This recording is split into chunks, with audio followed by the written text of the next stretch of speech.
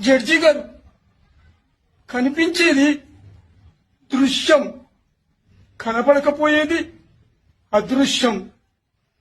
నా తమ్మునికి వరుసగా 6 ఆడపిల్లలు పుట్టారని చివరిగా పుట్టిన ఆడపిల్లను వాడు ఇలా నీళ్లలో ముంచేసి చంపేశాడు. జడ్జి గారు చంపేశాడు. 6 నెలల పసిపాపను నిర్దాక్షిణ్యంగా చంపేశాడు. జడ్జి గారు చంపేశాడు ఆడపిల్ల అని. ఇప్పుడు వానికి ఏ శిక్ష వేయాలి జడ్జి గారు? ఏ శిక్ష వేయాలి? ఆ పసిపాప దేశ ప్రధాని కావచ్చు, దేశ ప్రధానిగా బాధ్యతలు చేపట్టవచ్చు.